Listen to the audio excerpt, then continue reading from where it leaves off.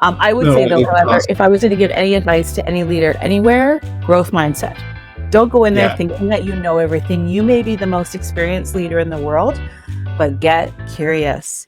Get ready to lead with heart, authenticity, and a dash of daring. Hey there, leaders and changemakers. Welcome to the Heart of Leadership podcast, where we dive deep into the soul of leadership. I'm Kip, your guide on this journey of blending human-centered leadership, behavioral science, and strategy, all to help you tackle your toughest challenges. Today, I am honored to have Carie Croteau with us. Carie is a seasoned executive with over 20 years of extensive experience in senior leadership and operations. She currently serves as the Chief Operations Officer at Magic Clinic in Calgary, Alberta, where she is dedicated to driving organizational success and improving community health. Carie is known for her visionary leadership, strategic planning, and her innovative problem solving. Her impressive career includes revamping organizational structures, enhancing communication channels, and spearheading significant projects, such as the establishment of the first hypermobility clinic in Western Canada. Carie's commitment to excellence and her extensive experience make her a beacon of inspiration in the industry. She's here today to share her expert insights on strategic healthcare management, innovative problem solving, and fostering community health. Please join me in welcoming Carie to the show. All right. Welcome, Carie. Thank you so much for being here. I'm super excited to have you as a guest on the podcast. I am very excited to be here. Awesome. I mentioned in the intro that you were the Chief Operating Officer at Magic Clinic, but I didn't tell anybody anything about Magic Clinic. So maybe you could fill us in on what that is, give us the news, fill us in. Okay. So MAGIC stands for Metabolics and Genetics in Canada, and we are based out of Calgary, Alberta. I work with Dr. Neil Kahn, who is a metabolic specialist and does also medical genetics and pediatrics. And our clinic primarily focuses on rare diseases, and not all rare diseases, because there is so many. About 1 in 12 Canadians are diagnosed with a rare disease. Wow. But we mostly focus on disorders, so lysosomal storage disorders, so how our lysosomes store and process energy, and metabolic disorders.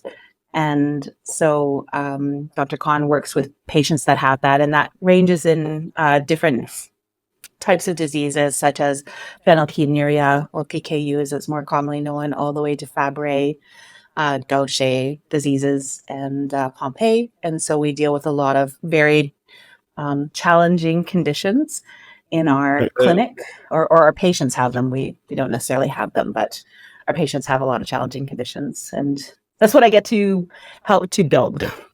That's amazing. That's really cool. That must be really fulfilling and fill the tank. Yes, absolutely it does. I've always known all my life that I wanted to be doing something where I felt I could affect change in many people, and I can't imagine doing anything that could affect change in more people than what I'm doing right now.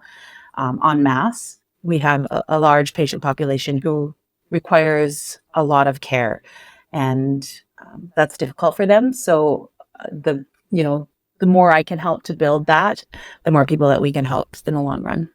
Yeah, that's so cool. That's so cool too. And I mean, to give a little bit of context to the people that are listening, you were referred to me by some people on your team, because I've been doing work with Magic and in some other ways and stuff like that, about as far as being a really heartfelt leader, and you'd be a great guest for the show. So congrats, that's your staff team is in love with you.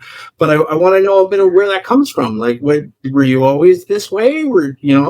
Did you start off as a tyrant and then become the heartfelt leader, or how did that work out? What was your journey like?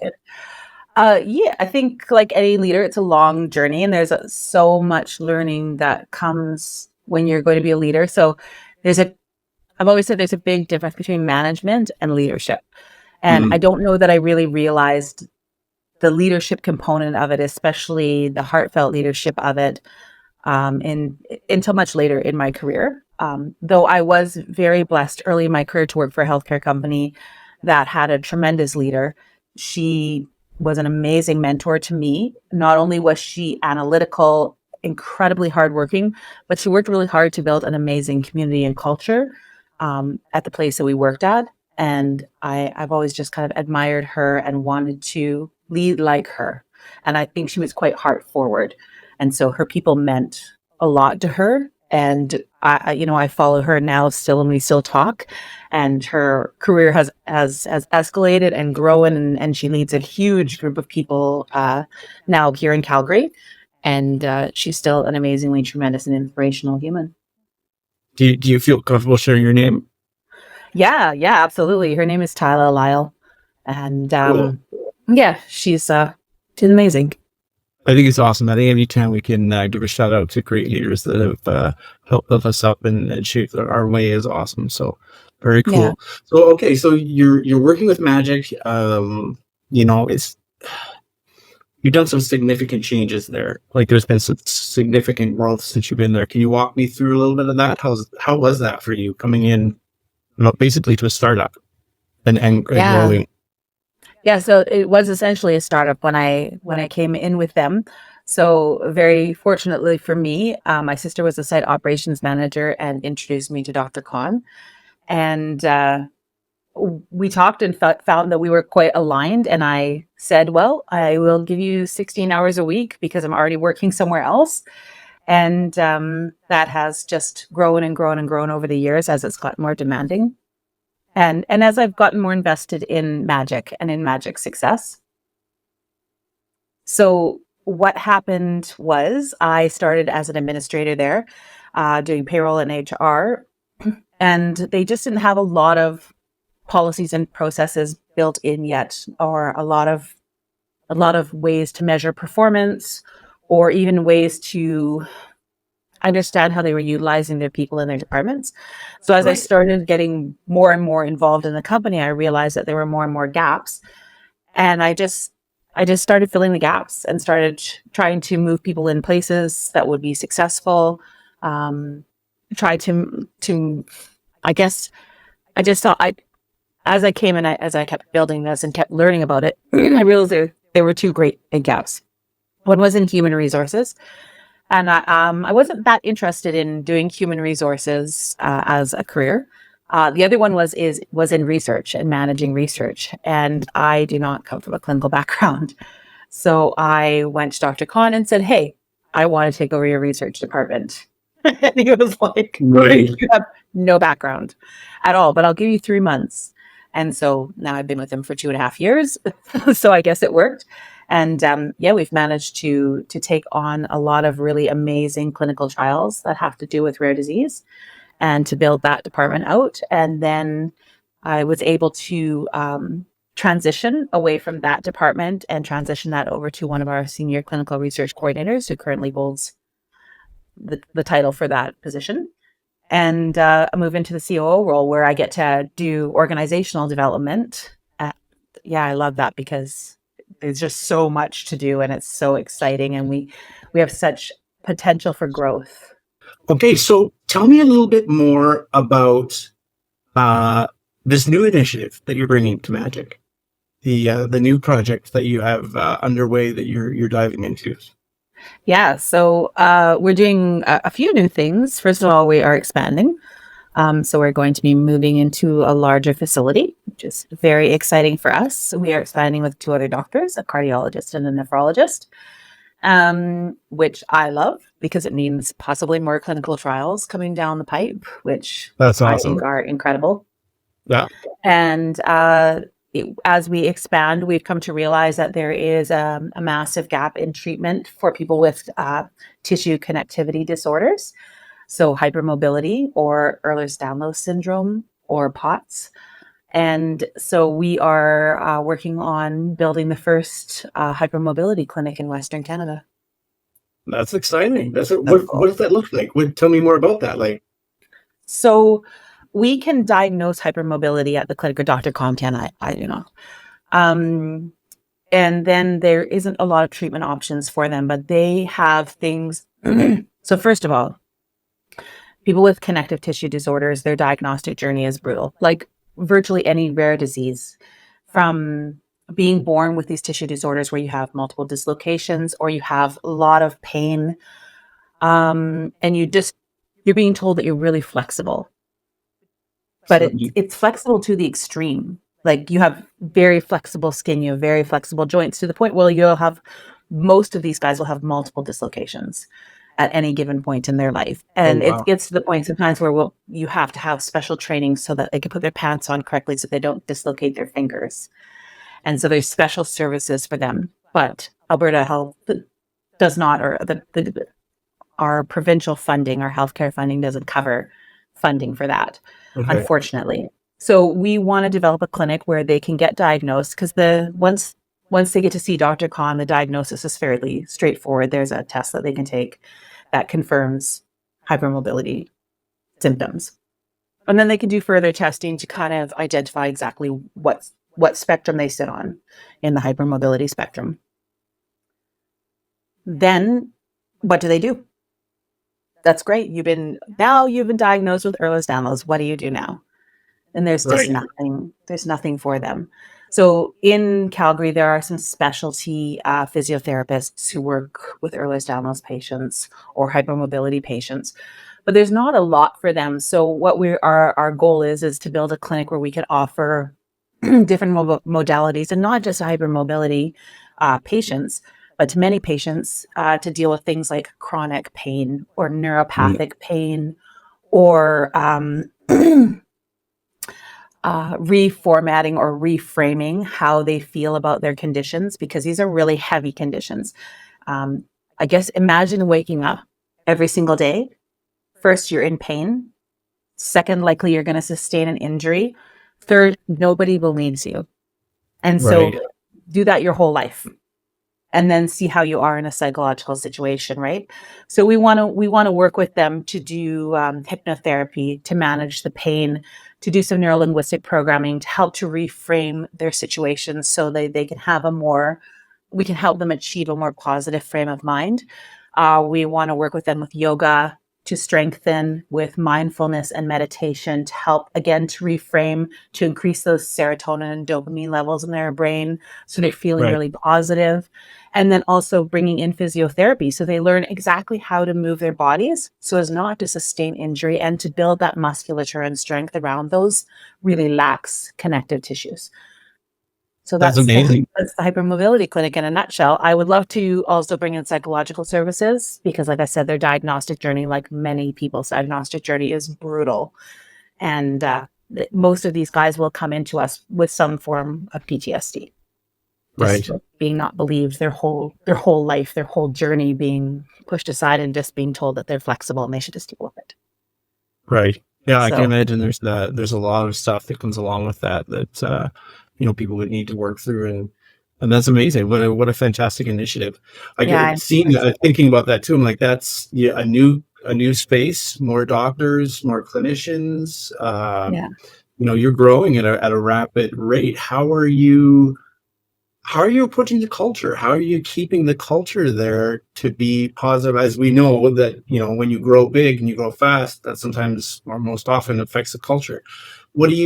Where's your head at with that? How are you trying to keep the heart-centered leadership involved in that?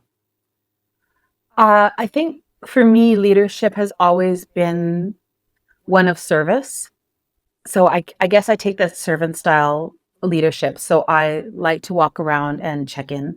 How are you guys doing? And every person that I see, I try to check in on. And I'm not always 100% successful for sure. Mm. Um, but like, what do you walking by somebody and saying, "Hey, I can see you're struggling. What can I do to help you feel supported? What supports do we need put in place?" And in all honesty, with business, a lot of times people are like, "Oh, we're underfunded. We need more money. We need more people. We need more resources."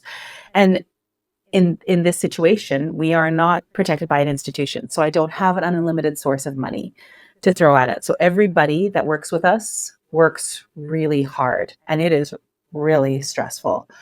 And they understand that we don't have the money to throw those kinds of actual physical supports into the mix. So all that I can offer is, what do you need? How can I support you? What can I help take off your plate?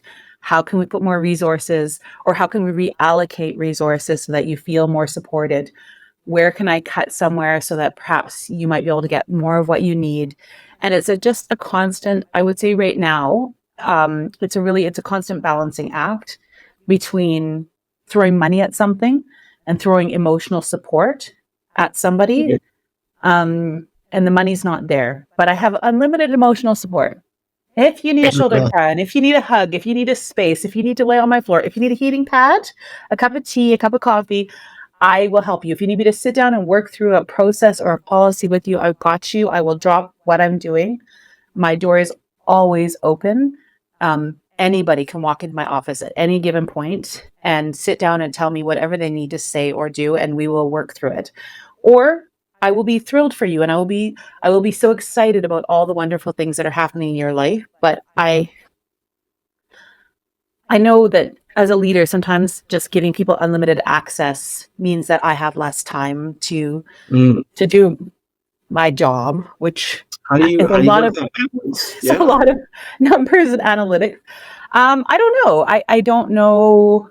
I don't know that I wouldn't say that right at this point I'm incredibly successful at that.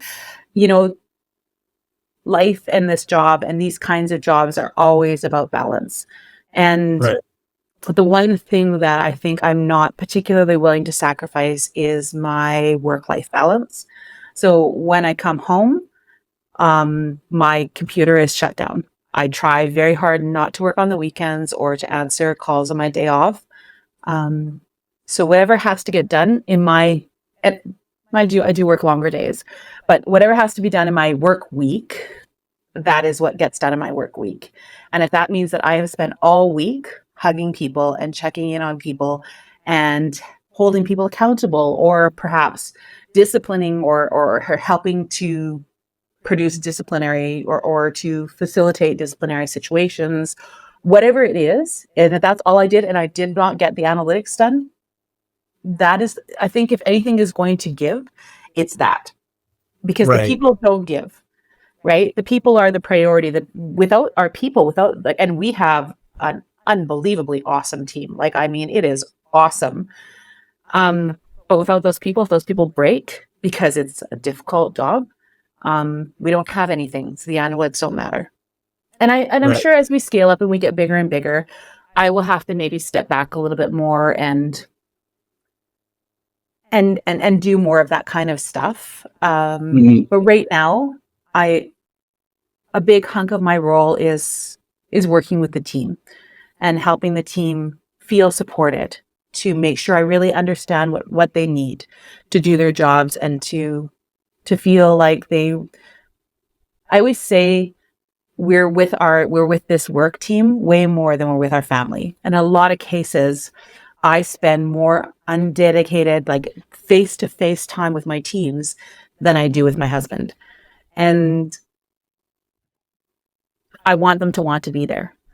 I don't want to come and every day, like I think you posted something and you said a good measure of success in a team is how you feel about going to work on Sunday night. Is something to that effect? Yeah. That really, really resonated with me, because I thought, I don't want to hate my life on Sunday night. I might not be like, yay, I have to go to work. But yay, like if I have to go to work, if I'm not independently wealthy, then yay. Like, I get to work with this incredible team in this incredible environment with an amazingly inspirational doctor, with patients that are just outstandingly like inspirational. And I know I used that twice, but they really are like go through what they go through. Like, how blessed am I in my life to not have to have gone through that journey, but how amazing that they are to go through it and to push through and to be as successful and incredible humans that they are. Like, every day I get the privilege of seeing that. That's hard to be sad about. No, and that's fantastic. And it's one thing that I have noticed being at the clinic is that between yourself and Dr. Khan, and one of the things that we teach with our leadership program is understanding your purpose and knowing that, and your personal purpose, and then the corporate purpose, and combining those two together. And that's one thing that I would say Magic is dialed in, right? Like I've I've yet to have a conversation with Dr. Khan where I'm not doing the like, oh my God, like this man is so committed to this. Like he is deep, the stories he tells and the passion that is there about the journey that your patients are on and about, just the things that are seen in a day and why you stick around to the end of the day and then some it comes through every time. So hats off to you. I think that's really brilliant to both of you to share that and then, you know, read it out with everybody. Yeah, it's the amazing thing is it's not just me or not just Dr. Khan. This transcends the entire organization. If you pull anybody aside, you'd hear some version of the same thing. Why we commit to these hours, why we commit to, um, for me, like clinical research. So why we commit to clinical research. There's many times where we've had studies that have gone, they've shown amazing progress, but they haven't met their endpoints, and Mm, the study gets canceled. That is devastating. It's devastating for the patients, first of all, because you're giving them hope and then you're taking the hope away. But it is devastating for the staff. So why do we keep coming back? Because sometimes this is it. This little right. thing, this tiny little thing is the only piece of hope there is right now, as far as what technology can offer, as far as a treatment or a course of action. Um, so I think, like I said, it doesn't really matter who you talk to in the organization, you're going to get some version of that because we are very patient centric and everything that we do is to the service of the patients, of our patients, and of actually the whole rare disease community in Alberta and really in Western Canada. Right. Yeah, so that's Now, the whole. I'm curious in that too, because I've worked with some really heartfelt agencies that, very much believe in their purpose, and they all have a bit of a different way of bringing on new team members and bringing on new staff, whether it's direct staff or service staff. And I'm curious. I'm not going to dive too much into that because I just want to see how do you guys go about doing that? How do you make sure the people that you're bringing on are in the same boat as you, or in the same, emotional area that you are for this passion that you have? Well, I think anyone who's worked with me at all understands I have unfettered honesty, which when you're hiring, I don't mind terrifying people. Like, I don't mind being like, hey, this is the kind of stuff that you're going to experience. You need to be prepared for that.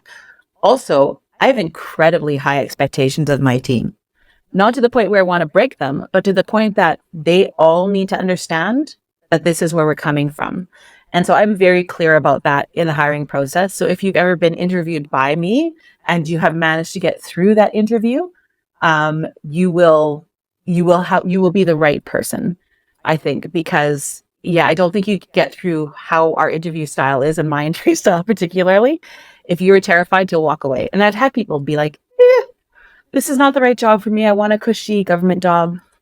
This is not your cushy government job. This is you're going to grind it out. It's going to be hard. It's going to be community based. We are chronically underfunded, but you are going to be happy that you're here almost every Right. day. Not every day, like Almost every day. 50% of the time. Yeah. Now, Yeah. one of the comments that I've heard, which I find is really hard for a lot of leaders, and I'll share the story that was shared with me, is that you seem to know there's a lot of coffee filter talk, a lot of like water, the break room talk that happens at the clinic, and because the nurses have a moment, and then everybody has their times. You seem to know when to show up and also when not to be there, to let that kind of time happen. And then there's other times where you get to join in and do that kind of thing. Is there a secret to knowing when the right time is to be with everybody and vent and share, and when not to? Like, how do you know? No, I don't know. I don't, I really don't. I wish there was a secret sauce that way. I wish I could be there for everybody exactly when they needed me. But the reality is we work in two different buildings. So I guess I would say that when I'm there, I'm present. I try to be present with them. I try to go in, say hi. As I said, I'm certainly not successful 100% of the time. I mean, I'm not. But when I'm there, I'm there. I want to be present for them. I want them to know that they can talk to me. They can pull me aside. They have full access to me. And if somebody seeks me out, unless I'm right in the middle of something that I absolutely cannot pivot on, I will make the time. I will drop what I'm doing and I will make the time to hear whatever it is that or to focus on whatever it is that they're requiring from me at that moment. Right. Cool. So just being present. Yeah. Yeah. When I'm present. Yeah. I mean, and that must play into, my next question on the list there was that you're growing expansively. And one of the things that I know is true to your heart and very important to you is making sure that the people who are there have the first chance to advance, and the first chance to move in advance. I say advance, but like move left, move right, move up, move down. It doesn't matter what, but they have the opportunity to do that. But you're also really very cautious not to put the wrong person in the wrong role for their own sake, right? And that's something that you've talked about before. Break that down a little bit for me. How do you know? How do you find out, say I want to be, and it would be funny for me if I said, I want to be the chief financial officer, right? And anybody who knows would be like, no, do not give that man numbers. It's not a good scene, but, how do you know, basically? Well, I work really closely with my team. So I'm watching for opportunities. I'm watching for places where they're succeeding and places where they struggle. And my goal with the team, as I said, I was very blessed to have an amazing mentor and to have had many amazing mentors in my life.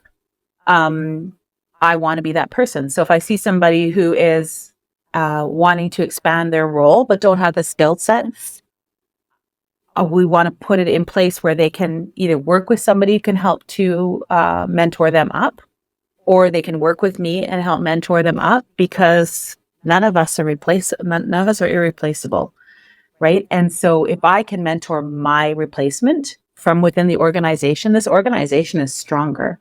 And there's nothing in me that wants to hold somebody down or hold somebody back. I want everybody to first, I want people to want to be there. To me, that's really important, because I want to be there. Second, so that means putting people in places that they want to be. Even if they might not be incredibly suitable for that place right away, we can mentor them into that position. I can't even think of one time where I would say somebody can't learn this. Right. Everybody can learn to be where they want to be if they put the effort into it. It's not But you're my talking job. skill sets, right? Like, Yeah, and it's not my job to handhold you to be like, I'm going to 100% teach you this thing. There is initiative that has to be taken. If you want to be in a role, you need to take the initiative. You need to take the courses. You need to sharpen your skill set. That's on you. What I can do is I can say, now you have the skill set. How do we apply this to this role that you want to be in? And I like to watch people and see where they really thrive. So yes, this person might be not the best manager in the world as far as analytics go, but I see all the team members going to them. So they're a leader. right. They can be put into a position of leadership, and everything else can be taught and trained to them if they want it, right? If they don't want it, there's no point in trying to train somebody. You might just put them in intern. But I do believe in mentorship. I do believe in facilitating. When I first met with you to do some of the leadership coaching, you said, write down all of your team members, write down their strengths and weaknesses. And at that point, I'd already kind of put the organizational chart in place, and I had already put people into their positions. But it is actually a very good exercise to go, okay, where can we mentor them next?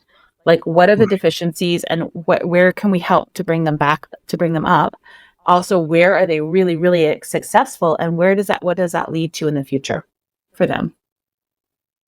Right. I love that. That's awesome. I'm sure you've been in the medical world for a little while, within the context of, and this question isn't like all medical world, but in the context of your world, with what you're working with what you're dealing with Magic and the hypermobility clinic, what's the future look like? Where is this headed? What's the what do you see on the landscape for you in the future for your world? What I see is, for Magic specifically, is we are going to become larger and more present in the community and have a much larger ability to help more people. What I would love to see is the government starting to put in place more community-based services that allow access. Because when we have services that only live in an institution, you have massive delays because you're relying on one person to do one thing and not a whole team of people toward that one goal. And so I'm hoping that, as we start to see these better and more diverse community services, the government will really get on board and help to facilitate that and help to support that, because a disease like Ehlers Danlos or even hypermobility, they should have supported services. This thing should never have to be funded privately, and unfortunately it is. Mhm. And it isn't right now, and they don't. But that means that the obligation as we grow is also to continue to lobby to the government for supports of these kinds of services and these kinds of community-based instead of institution-based services. And I'm not throwing shade at an institution. I'm really not. Um, they're amazing places, and they're an amazing community of very dedicated people. What I am saying is, in the community, we just have the ability to deal with a vast quantity of patients. So versus 300 patients in a year, we could see 3,000. And Right. that's a significant difference when you're talking about, especially in rare disease. I think the diagnostic journey is around 7 years for diagnosis, if I remember correctly. And I'm not quoting directly, so I can't remember exactly, but I believe it's about 7 years to full diagnosis. And we've had patients that it's been 40 years and they've never had a diagnosis because they've never been offered a genetic test, or their community, they're in a smaller community that doesn't have access to a medical geneticist, right? We pull these people into the community, to pull a medical geneticist, into the community and say, hey, if you want to succeed, you better see some patients. That lights a fire under their butt to succeed. Right. Right? They're not Yes. protected anymore. Their business fails or benefit or grows based on the volume of people that they can see. There's always, though, finding that balance between really, really good patient care and fiscal, being fiscally aware, fiscally viable. Mhm. So we're constantly, trying to find that balance between, we want to give our patients as much time as they need with Dr. Khan to address the concerns, especially when you're talking about a massive diagnosis. But also, we need to see lots of patients so that we can pay the team, so that we can, right? So that we can Yeah. continue to see more patients. Yeah. So there's a Yeah. constant balance in that. But I think in the community, we have the ability to see just such a larger quantity of patients in just such different ways. Yeah. It's you're talking about balance there, and it's something that you see across the board, and depending on what industry you're in, there's the fight between one or the other, or there's the balance conversation is a big one, is what I'm saying. um and not to take away from the medical side of it, but I'm curious about the leadership side of that as well, in balancing that need for, and as a COO, it's an interesting position because you're spending so much of your time on the operations, like the technical operations of the business, the finances, the stuff we would throw in the left brain, if that analogy was still valid. But how are you balancing the heart of leadership and the heart of organizational structure? How do you find a balance in there for yourself? And what advice would you have for other leaders in finding that balance? Wow. I think, I'm not exactly 100% sure how I find that balance. I think, like I said before, I am very present and very accessible to my team. It doesn't matter if you're a student working on the floor, or if you are, one of the department heads, or if you're one of the doctors. You can walk in and talk to me anytime. So heart-centered leadership for me is making sure that people understand that I'm in service to them, and I'm in service to this team first. I'm in service to the organization simply because it serves the needs of, first of all, our patient population, and secondly, our team. To me, the organization is secondary to the humans that are in it, because without the humans, the organization doesn't exist. And so Right. if Yeah. the humans understand that I serve them, everything else will flow up and we can figure out everything else. And then, honestly, when you work in a really collaborative environment, and that's, I hope that what most of us want to do, your humans that you're with will support you. And then you have these Right. amazingly collaborative and embracing teams where, yeah, I'm going to reach out to you for help. But when I need help, I'm absolutely enabled to reach out to them. Or when I'm having a day where I'm like, I need to walk away and I need to walk, like somebody will be like, I will walk with you. Like the other day, I was having a struggle. Somebody heard at the other office I was having a struggle, and they just texted me and said, I'm bringing you coffee. Like it was just that Right. simple, because we've created this environment where we've got each other.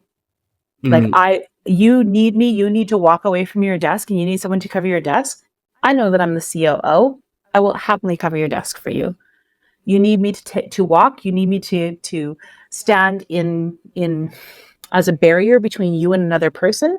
I will do that. Like whatever it is, I've got you. And Right. yeah, I think if I was going to sum my style up, it is I'm in service to the people first, because without the people, the organization doesn't exist. And if our people are really locked down and collaborative, the organization will naturally grow and we will naturally attract the right people because we have this incredible collaborative environment. Right. Yeah. So what I hear you saying is that, yeah, you take care of your people, and the people will take care of the stuff. Yeah, Right. And absolutely. it really works out that way. And I think that, sometimes it's really easy to get bogged down with the stuff and hyper focus on that. And then, like you mentioned before, then you lose the people, and then it's a hot mess in a big way all the way there. So I think that's fantastic that you have your viewpoint. Your compass is pointing the right way, in my opinion. So that's amazing. Thank you. So I want to finish up. I mean, we can chat all day, but I want to finish up. I always ask a few questions at the end, and I'm trying to find them here because I don't want to forget them. But are you cool with some rapid fire questions? So cool. Do it. Make it happen. Okay. So, what is your number one daily habit for success? What sets you up at the beginning of the day to make sure you have an amazing, or the most amazing day you can have? What's a habit you Oh, have? okay. I don't have a beginning of the day habit other than coffee, which I don't know that that's really healthy. I don't have a beginning of the day habit. I have an end of the day habit. I Okay. I love the gym. I go to the gym because it's the only time in the day that I can make my brain be quiet. And Right. and so I like to go to the gym. I like to work out. I like to lift heavy things. And that is my end of the day habit. And I do that. I don't necessarily do it every single day, but I'm very consistent every multiple times in a week.